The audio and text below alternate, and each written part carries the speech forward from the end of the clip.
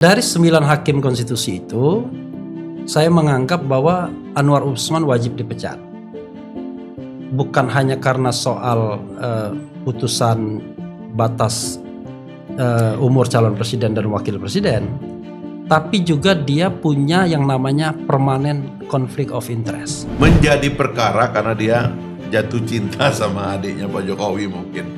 Itu masalahnya. Jadi di sini ada unsur mengadili cinta lagi kira kita. Saya menganggap bahwa yang namanya hakim konstitusi itu yang independen cuma 2 saja, Saldi Isra dan Soehartoyo. Selebihnya itu konflik of interest atau paling tidak orang yang takut dengan kekuatan istana. Selasa 7 November 2023, Majelis Kehormatan Mahkamah Konstitusi atau MKMK akan mengeluarkan putusan. Akankah putusan MKMK tersebut berdampak pada pasangan calon Prabowo Subianto dan Gibran Rakabuming? Untuk membahasnya dalam Open Minded kali ini, saya Yasmin Muntas mengundang Wakil Ketua Umum Partai Gelora Fahri Hamzah dan pakar hukum tata negara Refli Harun.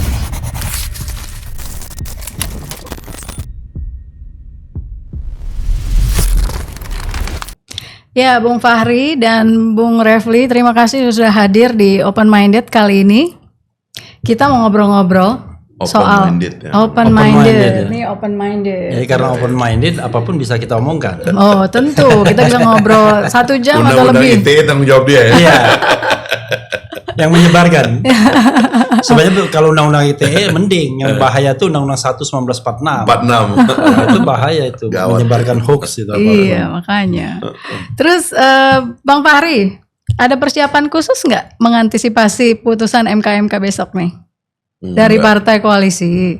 Nggak ada. Nggak ada? Nggak ada. Terus? Jadi ya Anda yakin bahwa besok putusannya tidak akan mengubah pencalonan Prabowo Gibran? Ya karena semua ahli hukum yang diminta advice-nya mengatakan itu 2 hal yang terpisah. Jadi kemungkinan ada hakim yang kena istilahnya itu tindakan etik begitu ya. Yang ringan, sedang atau berat itu terpisah dengan keputusan yang sudah dibuat dan sudah jadi undang-undang. Gitu anunya, nasihatnya begitu.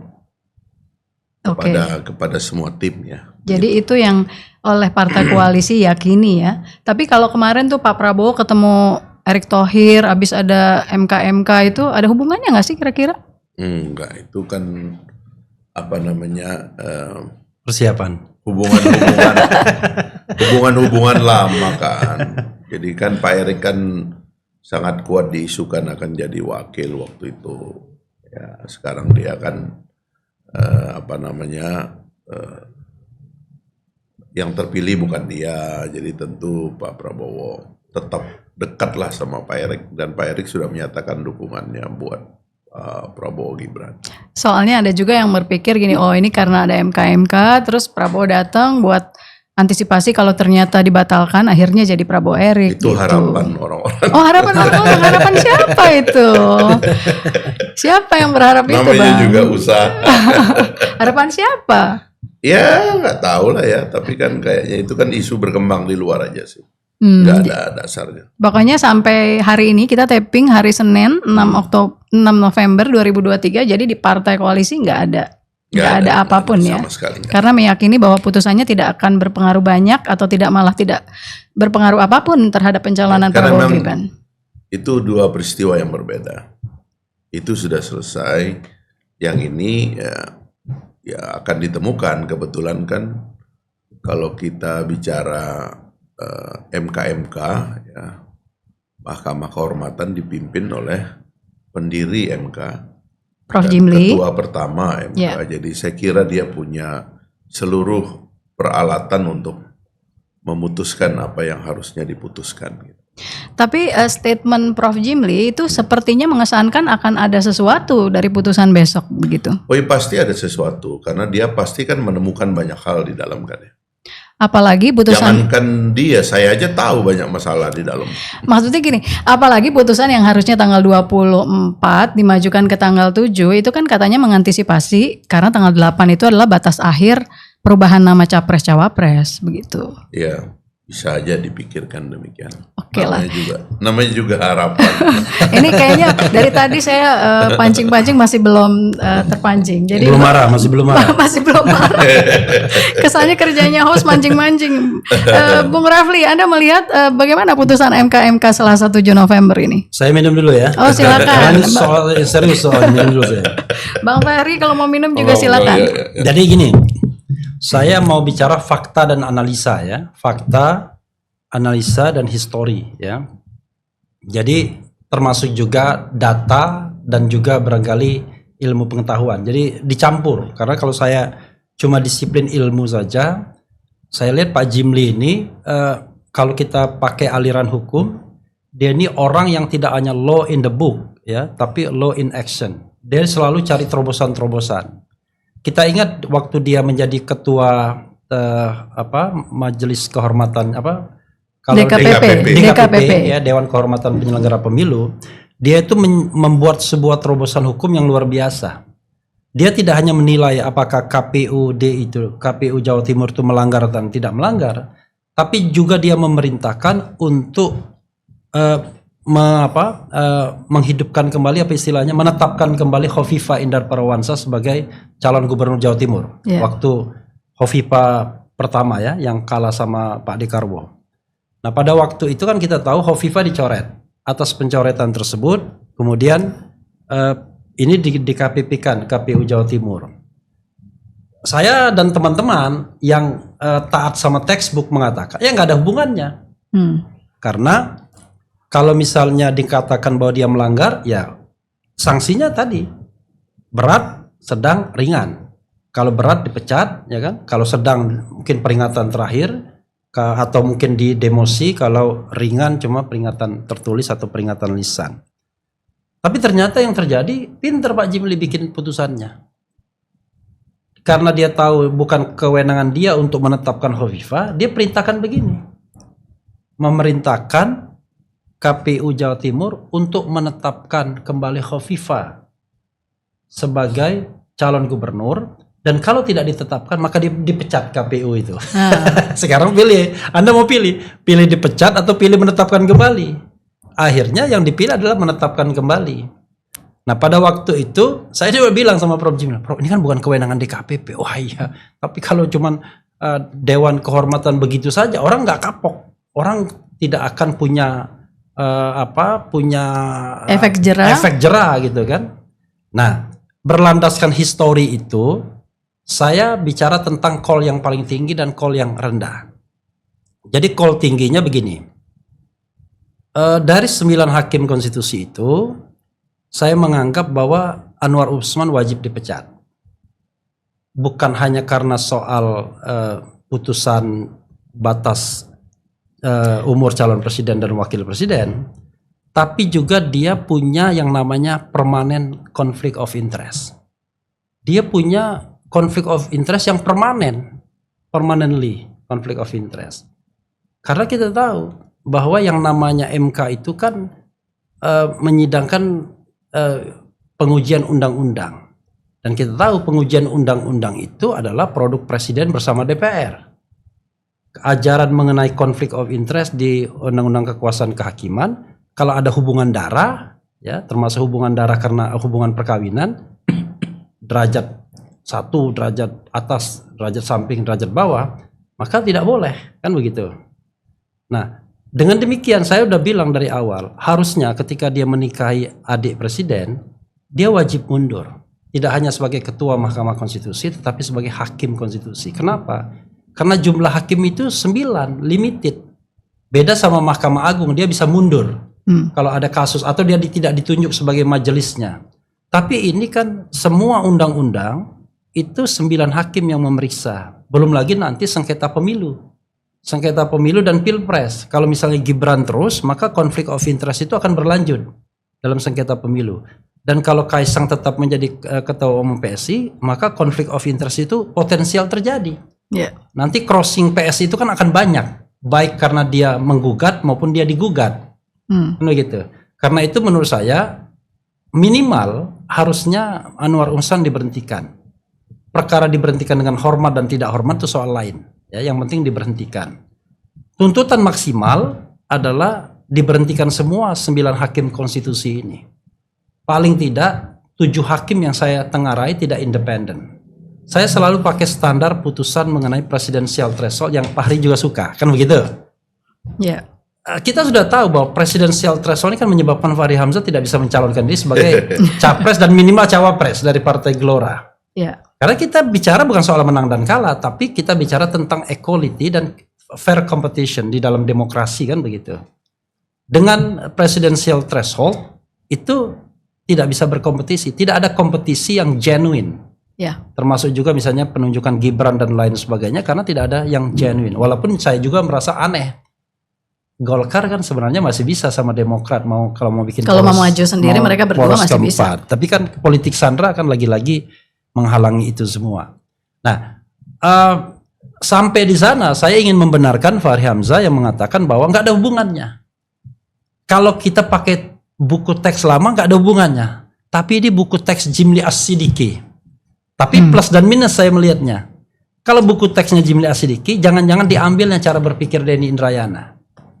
Jadi Denny Indrayana itu mengajukan permohonan juga, ya, laporan tentang pelanggaran kode etik dan plus dia permohonan uji formil terhadap putusan itu untuk mengantisipasi kalau ada perintah untuk menyidangkan ulang. Jadi putusannya yang dipikirkan kalau pakai gaya Denny Indrayana, ya, ahli hukum juga, dia mengatakan bahwa ini sudah terjadi yang namanya conflict of interest di dalam putusan soal usia itu, ya. Dan menurut undang-undang tentang kekuasaan kehakiman, itu putusan itu cacat hukum atau putusan itu bukan batal istilahnya. Apa istilahnya? Bukan batal. Putusan itu apa istilahnya? Saya lupa. Saya juga lupa. Ya. Pokoknya intinya putusan itu. Nah, karena itu terhadap putusan yang demikian ini, ya, hakim yang bersangkutan harus dikeluarkan dari persidangan untuk memutuskan itu dan kemudian disidang ulang, ya kan? Nah, ketika disidang ulang dengan majelis hakim yang berbeda dalam konteks MK, saya memaknai majelis hakim yang berbeda itu haruslah majelis hakim tanpa Anwar Usman. Jadi berbedanya tanpa Anwar Usman nggak bisa bentuk sama sekali baru, kan? Ya. Kalau misalnya tanpa Anwar Usman bergantung apakah presiden Mahkamah Agung cepat mengganti. Jangan lupa penunjukan hakim konstitusi harus melalui 4 hal: transparan, objektif, partisipatif, dan akuntabel. Nggak mungkin satu hari, kan? Maka posisinya 8. Kalau 8 pakai posisi kemarin akan terjadi 4-4. Ya seimbang ya. Seimbang. Tapi menurut hukum acara MK, di mana ada ketua sidangnya, maka disitulah pemenangnya. Ya. Ketua sidangnya kalau tidak ada ketua MK, wakil ketua MK Saldi Isra. Maka dalam konteks itu sidang bisa dilakukan kembali dalam 1 hari dan mengambil keputusan. Hari berikutnya bisa langsung kemudian memutuskan dan mengucapkan di sidang yang terbuka untuk umum. Kalau kita bicara fast track, tapi kalau seandainya sidang itu didelay, ya maka Prabowo akan kehilangan, ya kan, akan kehilangan basis legitimasi untuk mengajukan Gibran sebagai wakil presiden karena putusannya dinyatakan tidak sah kalau nggak salah. Oke. Itu gambarannya ya. Oke. Sekarang tadi ada beberapa hal nih yang tadi saya catat. baru ekstrim tinggi, ekstrim rendahnya belum. Iya, kalau ekstrim rendahnya. Saya terpaksa, saya menghormati Prof. Jimli As-Sidiki sebagai guru saya, ya. Tetapi kan kita yang namanya conflict of interest ini tidak bisa kita sepelekan. Makanya ajaran di dunia ini tidak ada orang yang bisa menjadi hakim bagi dirinya sendiri. Nah, Prof. Jimli ini orang yang baik secara diam-diam maupun terang-terangan kan sudah masuk timnya Prabowo Subianto. Walaupun dia tidak mengaku karena pasti tidak ada deklarasi yang sifatnya de jure, kan, tapi de facto kita tahu dia berapa kali melipir ke Kartanegara. Bahkan saya pernah diundang juga jauh sebelum hari-hari pencalonan ini, gitu. Yang kedua, putranya menjadi caleg dari Gerindra. Nah, bukan hanya saya, tapi orang lain juga kemudian meragukan independensi dari Pak Jimli. Tapi saya pakai kontraspionase juga cara berpikirnya, ya, kontralogika. Jangan-jangan itu yang diinginkan Pak Jimli, menggugurkan Gibran. biar tidak punya beban. Senior ini kan, Yusril tidak ada beban, ya kan. Kemudian siapa? Erlangga Hartarto tidak ada beban. Kemudian Erick Thohir masih bisa berharap. Nah, Fahri Hamzah aja mungkin yang agak kecewa. Nah, karena itu saya dalam konteks ini saya mengatakan jangan-jangan Pak Jimli cuma memperingatkan, peringatan keras, ya kan? Jadi minimal banget. Menurut saya kalau putusannya hanya peringatan keras kepada Anwar Usman dan tidak menyatakan putusan itu tidak sah, maka saya kira MK akan betul-betul dikritik masyarakat. Oke, sebelum saya lempar ke Bang Fahri, ada Ya. beberapa hal yang saya juga catat itu adalah mungkin yang bisa kita summary adalah bahwa putusan besok itu bisa tidak berpengaruh apa-apa terhadap apa yang sudah diputuskan. Pasangan calonnya tetap Itu Prabowo dan Gibran. kalau call minimal. Ya, tapi menurut Anda ada potensi nggak kayak gitu? Karena gini, tidak bisa dibuktikan. Ada beberapa pendapat yang mengatakan bahwa kalau misalnya yang mengajukan judicial review-nya itu adalah Gibran, itu adalah konflik of interest. Tapi ini kan Gibran tidak mengajukan. Misalnya alasannya kan seperti itu. Oh. Bang Fahri juga misalnya mengatakan begini, Megawati juga pernah kok untuk jadi presiden, waktu itu syaratnya diubah kalau memang dikatakan bahwa undang-undang itu diubah hanya untuk kepentingan satu orang, misalnya begitu. Itu kan banyak. Nanti kita akan elaborate soal itu, tapi saya mau dengar dulu dari Bung Fahri atas statement dari Tapi itu Bang pertanyaan itu Refli. nanti saya pegang bisa ya. ya. Nanti akan- kita lanjutin di situ. Tapi Bang Fahri kayaknya kan abis penjelasan ini pengen merespon juga, jadi saya harus kasih kesempatan. Enggak, kalau soal MK, beliau tentu lebih Iya, mengerti karena beliau orang dalam juga sebenarnya. Kan. Pernah jadi orang dalam. Pernah jadi Prof Jimli juga ini dosen pembimbing tesis Tuh, saya. Jadi sama-sama dosen kita. Iya. dan sama-sama orang dalam berarti. Ya. Kalau kita ini orang luar, kebetulan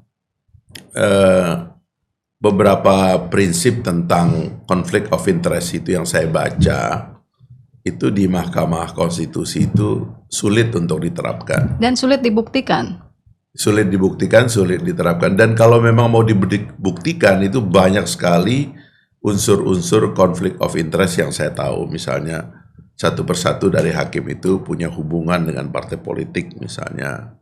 Baik secara formal maupun non formal. Kemudian Ternyata iya nggak yang sekarang ini ada hubungannya? Iya, ada. Boleh disebut nggak satu-satu? Ya, ada misalnya di situ Pak Arief yang merupakan pembina dari GMNI misalnya. Ketua alumni. Ya, ketua alumni GMNI yang sebenarnya itu kan bisa dibilang sangat langsung terkait dengan PDIP.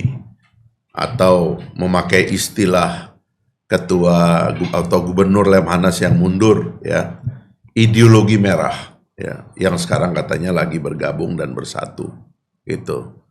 Kemudian beberapa yang lain tentunya ya, tetapi memang juga ada yang secara teknis sulit karena MK sendiri kan sebuah undang-undang yang kalau di judicial review maka itu berpotensi juga mendapat para hakim dan panitera mendapat manfaat.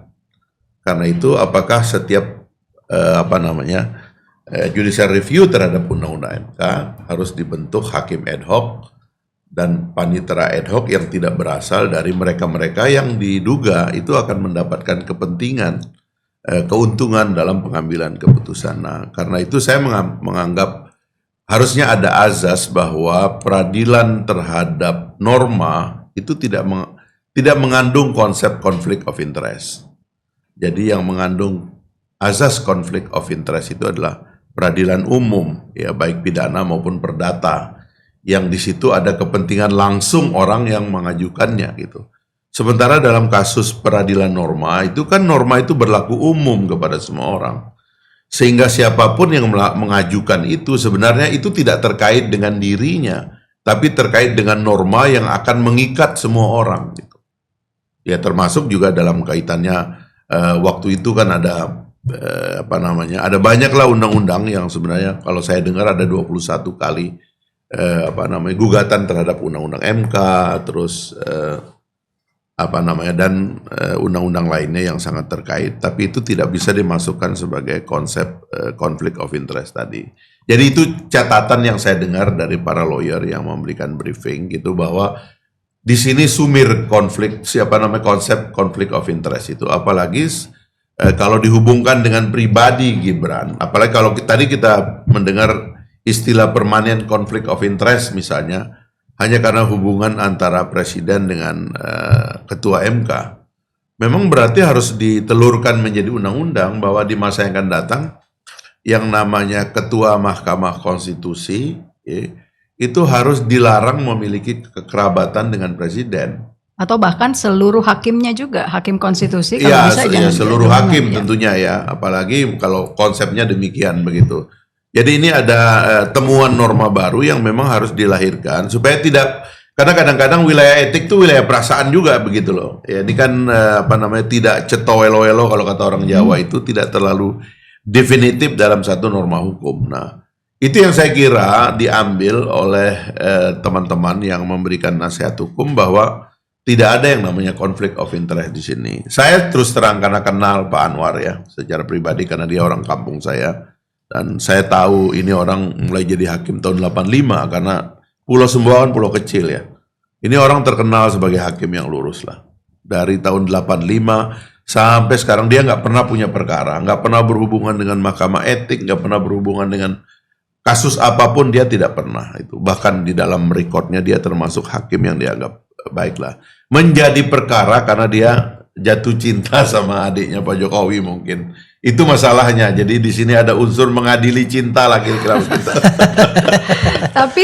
Tapi Bung Fahri, salah satu yang mengajukan atau yang melaporkan Anwar Usman itu ada Denny Indrayana dan itu dari Demokrat. Apakah itu di dalam koalisi juga menjadi perhatian? Itu yang kemarin waktu pemeriksaan itu saya menikmati cara Prof. Jimli bekerja. Saya juga pernah belajar informal dari beliau ya. Karena waktu saya awal jadi anggota DPR tahun 2004, kami tuh tiap sore ke rumahnya ya. Ke rumahnya kita dikasih kuliah hukum tata negara. Betul. Sama beliau. Dan itu ya waktu dieksplor, ya ternyata teman-teman kita sendiri juga banyak perkara ya. Jadi ada yang politisi, ada yang jadi caleg dan sebagainya. Ya aktivisme yang menciptakan sikap partisan sejak awal lah gitu. Dan memang sulit sekali kita menganggap bahwa ini murni soal kepentingan umum gitu. Manakala memang bagian dari para mereka-mereka yang akhirnya melapor dan sebagainya itu juga sudah punya interest politik tertentu dari awal. Saya kira itu juga masalah lah. Tapi belum dijawab soal Denny Indrayana di dalam koalisi. Apakah jadi perhatian koalisi? Enggak, karena dia kan nggak balik-balik, ya kan? Tapi dia caleg Demokrat kan, Iya. Demokrat pendukung PS. Ya nggak tahu ya, dia masih bisa nyalek nggak kalau dia nggak balik-balik, karena setahu saya sih problem teknis kita jadi caleg ini di Indonesia banyak sekali.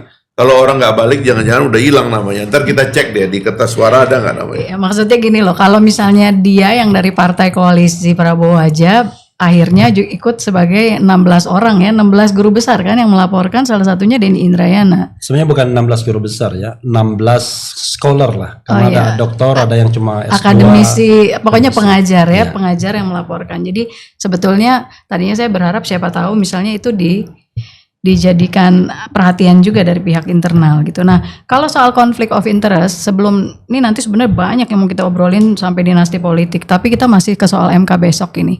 Kalau soal konflik of interest, salah satu pakar hukum tata negara juga kemarin sempat saya tonton gitu ya. Dia mengatakan gimana cara membuktikan konflik of interest itu, karena Gibran bukan yang melakukan atau mengajukan judicial review gitu. Harus dibuktikan dulu bahwa memang ada perintah atau dia memang yang meng-hire lawyernya atau dan sebagainya. Nah itu kan sesuatu yang nggak bisa dibuktikan. Kan open minded kan? Iya. Itu siapa pakar hukum tata negara yang ngomong begitu ya kan?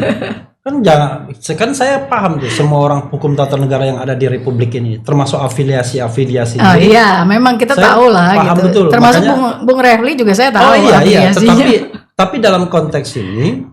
Tapi kan Saya- ada keilmuan yang kita tidak dalam bisa. konteks ini jangan saya dipojokkan oleh seperti itu, karena saya nggak ada urusan dengan yang misalnya pro Anies, pro Prabowo, tapi saya ingin menegakkan yang sebenar-sebenarnya. Makanya saya setuju, Arief ada konflik of interest, iya.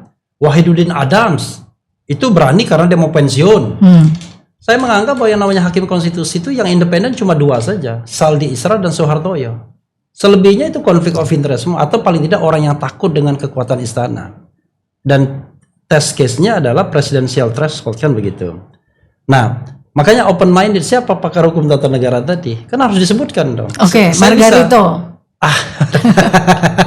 Jangan-jangan Margarito pula yang diundang beliau ini kan? Itu jangan-jangan Enggak. ya. Tapi nggak ada ya. Bang Margaritonya di sini. Oke. Kemarin saya nonton di TV One, Ya. Margarito mengatakan seperti itu. Ya, jadi gini, kadang-kadang orang ini ngomong seperti itu karena gini, hukum ini kan bisa saja kita tarik kemana-mana. Untuk membuktikan konflik of interest itu kan kita seperti membuktikan pelanggaran etika. Pelanggaran etika ini bukan pelanggaran norma. Ya, kalau norma itu ceto welo-welo, normanya dilarang parkir di sini, kalau Anda parkir Anda kena. Tapi kalau kita bicara tentang etika itu bicara sesuatu yang jauh lebih abstrak. Misalnya menjaga keluhuran, menjaga martabat, menjaga independensi. Itu sesuatu hal yang sangat abstrak. Ya. Makanya dibutuhkan seorang pengadil yang juga punya kemampuan untuk itu. Merasakan sense of sensibility, sense of justice. Makanya ditunjuk seorang Prof. Jim Lee. Oke, itu kita bicara tentang pelanggaran etika. Tapi apakah terjadi pelanggaran etika atau tidak? Dugaan pelanggaran etika itu sangat kuat kalau kita membaca yang namanya dissenting opinion dari Saldi Isra dan Arif Hidayat. Ya kan? Isinya curhat gitu katanya, Iya. lebih banyak curhat ya. Oh iya, tetapi itu menunjukkan, memberitakan, menceritakan kepada kita betapa konflik of interest itu Iya. terjadi. Kalau Arif Hidayat, saya tahu ada latar belakangnya. Kita frankly speaking, nggak ada saya tutup-tutupi. Kalau Arif Hidayat, saya sudah mengatakan, seandainya dia di kubu yang menang, dia diam aja. Ya kan? Tapi karena dia di kubu yang kalah, kan di Hakim MK pagi sebelum putusan, saya sudah petakan posisi Hakim MK. Dan exactly saya mengatakan 5-4 benar. Kenapa? Karena saya bisa memetakan mereka. Saya katakan nih Hakim MK itu, ya, yang ada 3 kelompok Hakim MK. 1, Hakim MK yang independen. Saya mengatakan 2 orang, Saldi Isra dan Soehartoyo. Ukurannya adalah putusan presidential threshold. Hanya 2 orang ini yang ingin menghapuskan presidential threshold, yang itu merupakan kepentingan istana, kepentingan oligarki, kepentingan partai-partai besar yang ingin menghalangi munculnya calon-calon presiden alternatif, termasuk Fahri Hamzah dan Anies Mata. Kan begitu? Kan sudah dideklarasikan kan, Anies Mata presiden, wakil Fahri. Termasuk yang judicial review. Oke, judicial review juga. Oke. Yang kedua adalah hakim yang pro Teguh Umar, saya bilang. Hakim yang pro Teguh Umar ini sudah pasti Arif Hidayat. Kenapa? Karena dia ketua alumni GMNI, saya bilang. Nah, lalu yang ketiga adalah hakim yang pro istana. Maka saya sebut satu-satu yang pro istana. 1, Anwar Usman sudah pasti, saya bilang. Yang kedua, Manahan Sitompul itu bisa ikut Anwar Usman karena sama-sama berasal dari Mahkamah Agung. Dan selama ini memang sangat pro kekuasaan, omnibus law, presidential threshold dan lain. Sekarang saya ada recordnya kan. Yang ketiga, Eni Nurbaningsi, saya bilang ini bisa aja dia lari dalam omnibus law misalnya, tapi ini hakim yang diangkat oleh presiden, sama-sama dari UGM, dekat sama Pratikno, dekat sama Jokowi.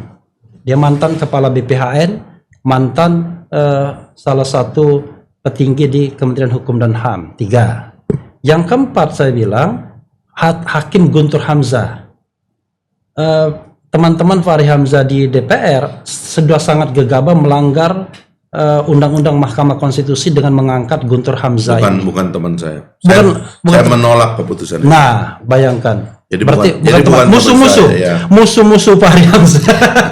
Ini sebentar saya potong sedikit. Jadi mungkin buat penonton yang Iya. open minded nih ada 9 hakim MK. Iya.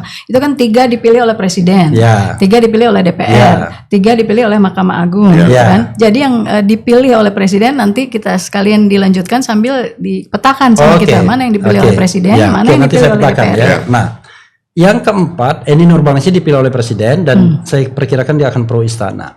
Yang keempat, itu Guntur Hamzah. Guntur Hamzah ini tidak mungkin tidak pro istana. Jadi memang dia diangkat oleh DPR suddenly tanpa memperhatikan 4 azas dalam pemilihan itu objektif, partisipatif, akuntabel, dan transparan. Tidak transparan, tidak objektif, tidak akuntabel, tidak partisipatif, kan langsung main diangkat aja. Tapi kalau data saya Bang Refli, Iya. Guntur Hamzah lebih, ya ini saya sebenarnya tidak enak ya membahas apa-apa. masalah hakim-hakimnya. Nggak apa-apa, Karena tapi saya kan tahu pernah di Komisi 3. Ya. Tapi Bang Fahri bisa nggak selesaikan saya dulu biar Ya. nanti Iya, iya, dibantah oke. nggak apa-apa. Iya, iya, oke. Jadi gini, Guntur Hamzah itu analisis saya pagi hari dan exactly tepat. Bisa dilihat kan recorded itu kan. Nah, saya bilang Guntur Hamzah ini pasti pro istana. Karena thank you very much-nya pasti lebih besar kepada istana. Jangan lupa, istana itu kan alatnya di DPR juga. Kan mayoritas DPR adalah istana. Saya bilang ini pasti pro istana. Nah, terakhir Daniel Yusmik yang saya agak ragu-ragu. Daniel Yusmik ini dari sisi afiliasinya saya lihat bisa PDIP tapi bisa istana. Saya agak ragu-ragu, tapi saya bilang istana dia. Karena kekuatan sentrifugal atau sentripetal yang narik-narik itu jauh lebih kuat istana dibandingkan Teguh Umar. Maka 5. Bagaimana dengan Wahidudin Adam? Saya bilang Wahidudin akan menolak. Kenapa? Karena mau pensiun bulan Januari nanti.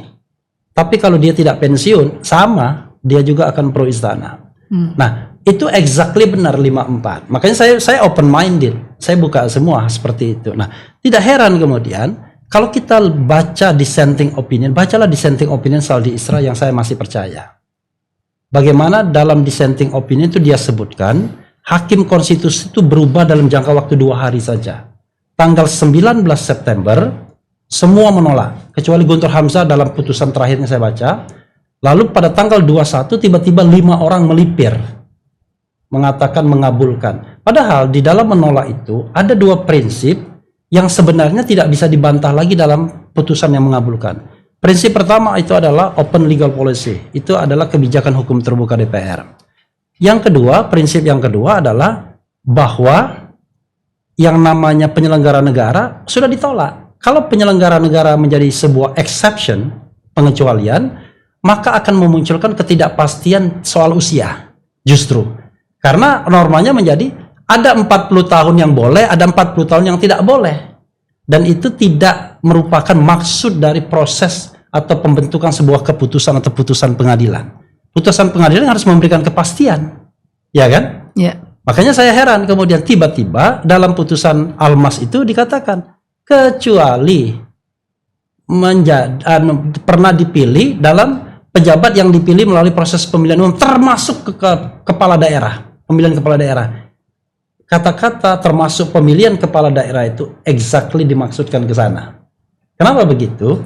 Karena sejak putusan 2000 kemarin kasus Akil Muhtar 2014 ya, itu yang namanya pemilihan kepala daerah bukan lagi rezim pemilihan umum. Sehingga kalau cuma disebutkan elected official through the general election melalui pemilihan umum, maka tidak masuk pemilihan kepala daerah. Karena itu dalam putusan termasuk pemilihan kepala daerah. Saya sebagai orang hukum yang paham betul dengan likuk-likuk begini, paham saya. Nah, apalagi Jimli As-Siddiqi, dia jauh lebih paham, trust me. Cuma persoalannya adalah tinggal apakah dia memiliki keberanian atau kalau keberanian relatif, apakah dia memiliki sikap independen untuk melihat ini sebagai masalah yang sangat-sangat serius. Karena civil society menganggap ini serius. Walaupun biar Fahri Hamzah senang juga, civil society yang mengajukan kita patut juga menduga ada conflict of interest juga. It's okay. Sebagai contoh, makanya Refli Harun kan nggak mengajukan kan? Contoh misalnya, yang mengajukan itu kalau kita lihat itu semua masuk dalam tim reformasi hukumnya Mahfud MD. Senang dia. Serius itu ya? Oh, iya kan? Ada Bivitri Sutanti, ada Ferry Amsari kan, dan lain sebagainya. Coba kita lihat tuh. Cuma kan kita tidak bisa sedangkal itu melihat, karena kita lihat track record dia kan, mereka kan juga orang yang concern di masyarakat kan, gitu. Jadi saya menganggap bahwa gini. Untuk satu isu kadang-kadang saya berbeda pendapat dengan Fahri misalnya. Tapi dengan isu lain saya terbuka. Iya, ketika dia mengatakan bahwa Arif Hidayat itu conflict of interest, RH Channel itu sudah ngomong ketika dia diangkat sebagai ketua GMNI di depan Megawati, saya bilang apa-apaan ini seorang hakim konstitusi kok menjadi ketua alumni GMNI, ya kan? Organisasi yang dipersepsi orang sebagai underbow PDIP, walaupun orang menolak, nggak ada lagi underbow nih, tapi kan secara kultural kita tahu aspirasinya kemana. Jadi saya terbuka dalam dalam melihat ini semua. Makanya saya katakan kalau kita mau MK ini baik ya, itu minimal berhentikan Anwar Usman, ya, maksimal berhentikan 9 hakim konstitusi, nggak mungkin 10 kan? Atau setidak-tidaknya 7 hakim konstitusi yang selama ini terlihat tidak netral dalam pengambilan keputusan di MK, walaupun sudah cetol welo-welo sebuah norma itu bertentangan dengan konstitusi. Saya melihat bahwa kita mempercayai posisi seorang Jimli Asidiki. Saya bilang saya tidak percaya kalau dia punya konflik of interest. Karena begini, itu ajaran hukum sedunia, ya kan? Kalau Anda punya konflik of interest, maka Anda sudah hilang trust dari society. Makanya itu kan sama seperti kata-kata Anwar Usman. Fahri tadi mengatakan dia punya track record yang panjang. Tapi ketika Anda punya konflik of interest terhadap satu kasus, lebih baik Anda stay away, mundur. Karena itu tadi yang ajaran Pak Refli mungkin gitu. mesti dijawab dulu. Kita dengar aja kuliahnya Pak Refli. Karena ada orang lain ya. Saya juga dengar tuh wawancaranya Margarito, meskipun saya sudah punya pikiran lama tentang konsep konflik of interest di Mahkamah Konstitusi itu. Kan memang tidak ada peristiwa peradilan norma itu yang sebenarnya berkait dengan satu orang. Ada banyak itu sekali. Kan pasti berkaitnya dengan norma yang berlaku secara umum itu kan. Itu true norma tapi untuk kepentingan satu orang. Ya. Itu banyak sekali kasusnya. Ya makanya kan. Banyak kasusnya. Tapi pada dasarnya itu kan tidak berlaku untuk satu orang. Iya. Tapi bahwa pada waktu tertentu itu berlaku untuk satu orang tidak ada masalah. Kenapa masalahnya? Itu ada soal momentum, kompleks lah, ini kan soal politik dan sebagainya gitu kan. Nah, sehingga sebenarnya kitalah yang membuat definisi baru tentang konflik of interest itu karena ada peristiwa menjadi calon wakil presidennya Gibran. Kan kita menarik peristiwa di ujung itu lalu membuat definisi konflik of interest. Yang kalau kita terapkan secara konsisten, apa definisi konflik of interest dalam peradilan norma?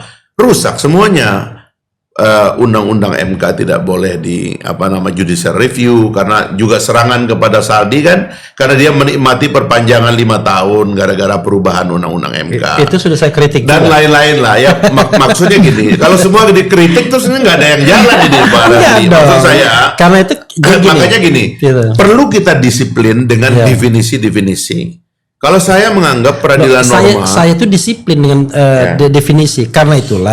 Karena ini peradilan norma, maka harusnya MK tidak boleh terpengaruh dengan time frame. Kan begitu. Kok norma pakai time frame? Tapi itu yang kita lihat dari dissenting opinionnya Saldi Isra. Ada hakim yang terburu-buru, tergesa-gesa untuk memutuskan ini sebelum pendaftaran. Padahal dari 5 hakim yang mengabulkan permohonan itu belum solid mereka. Dari 5 yang mengabulkan permohonan. Jadi gini, teorinya kan 5-4. 5 mengabulkan sebagian, 4 menolak. Nah, dalam 5 yang mengabulkan sebagian itu, 2 orang mengatakan tingkat gubernur. Tingkat kepala daerah provinsi. Harus gubernur. Iya. Lalu tiba-tiba kok di dalam norma umumnya yang menjadi putusan tiba-tiba all elected official termasuk pilkada. Kan itu sendiri sudah menjadi persoalan. Nah, kalau kita bicara bahwa yang namanya conflict of interest itu adalah sebuah benda yang kita pegang, ya kan? Ya Anda nggak akan menemukan itu. Conflict of interest itu adalah sesuatu etika yang dilanggar. Ketika kita melihat dan menganalisisnya secara rasional dan objektif, kita menemukan ada kejanggalan, ada hal yang nggak enak, ya kan? Saya tidak ada urusan Gibran mau maju terus atau mau tidak maju, karena saya hanya ingin menganalisisnya dari sudut tapi hukum. agak mendukung Anies kira-kira gitulah, agak sedikit lah. Tapi jangan salah, Bung Fahri. Bagi beberapa pendukung Anies mengatakan kalau Gibran maju di Prabowo malah bagus. Iya kan? Jadi justru malah berkelahi mereka, ya kan? Ya kan? Tapi bukan itu yang ingin saya bawa dalam kesempatan ini kan begitu. Yang ingin saya bawa adalah saya ingin memberikan pemahaman kepada publik, ya kan, walaupun barangkali ini kecil, yaitu terhadap sebuah skenario putusan MK. Nah, skenario itu kan tidak lepas dari ruang dan waktu. Karena itulah yang namanya, wah kita bilang, wah harus demi hukum itu, bullshit, ya kan? Selalu ada ruang dan waktu, tapi dalam ruang dan waktu itu kita harus menjelaskan dasar-dasarnya. Nah, dasar-dasarnya itu yang remains, tapi ruang dan waktu bisa berbeda. Kalau saya itu begini, ini ada kamar-kamar cabang-cabang kekuasaan yang kita pisah. Cabang yang paling efektif itu ya memang judikatif, karena azasnya adalah keputusan harus dianggap benar sampai bisa dibanding untuk kemudian disalahkan. Keputusan hakim tidak untuk kita bahas tapi untuk dilaksanakan. Itu kan efektif sekali kan? Ya. Itu absolut begitu. Di bawah itu ada eksekutif karena masih ada debat di kalangan mereka. Nah, yang paling absurd itu kan parlemen.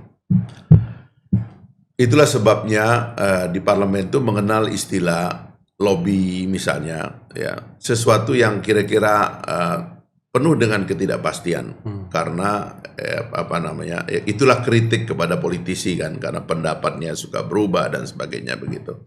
Tapi begitu dia masuk ke kamar judikatif itu dia menjadi absolut.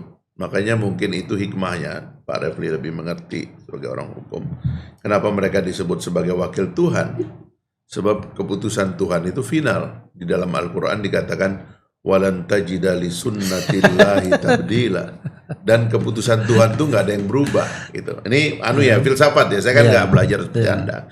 Tapi kira-kira karena itu wakil Tuhan tuh sebenarnya tidak boleh saling menyalahkan, tidak boleh dia saling membongkar, saling mengkritik dan sebagainya, apalagi di ruang sidang menurut saya, karena azas dari keputusan wakil Tuhan ini harusnya absolut gitu loh.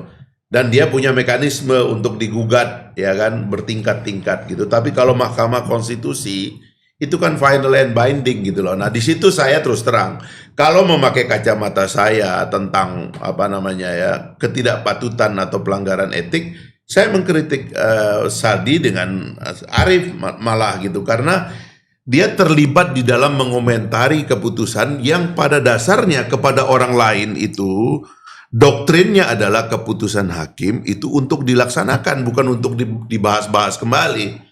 Bahkan keputusan hakim harus dianggap benar sampai ada lembaga lain yang menyalahkannya. Itu saya prinsip orang yang tidak paham hukum ini kira-kira begitu Bung Refli melihatnya itu.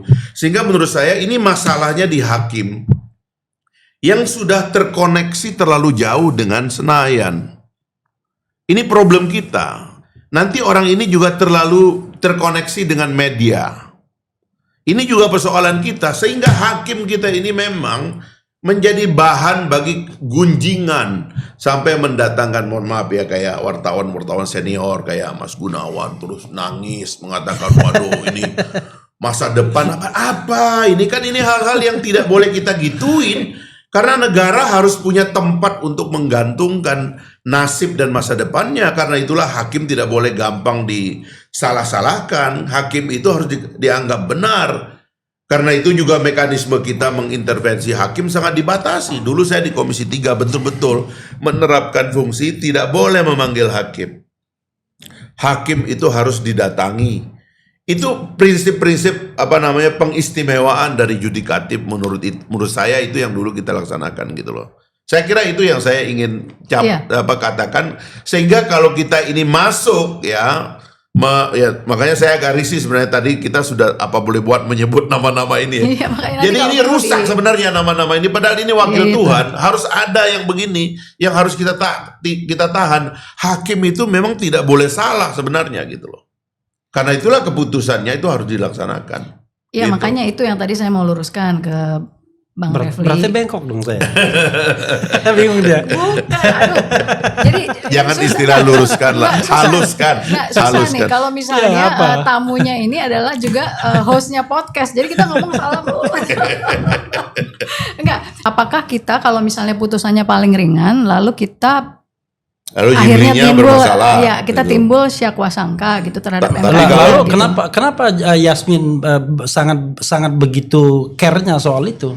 Kan biarkan saja, let it flow. Oke. Mau putusannya ringan, nanti berat, ya udah, nanti biarkan masyarakat akan menilai. Kan begitu. Oke. Ngapain kemudian harus memprotek Jim Lee, orang yang saya percaya? Kenapa? Walaupun mantan dosen kan kita juga harus serahkan ke masyarakat untuk menilai. Oke. Gitu. Mungkin Oke, begini, oke. kalau saya jembatani lah sedikit ya. Kok Ini jadi kan- kita yang berdebat ya?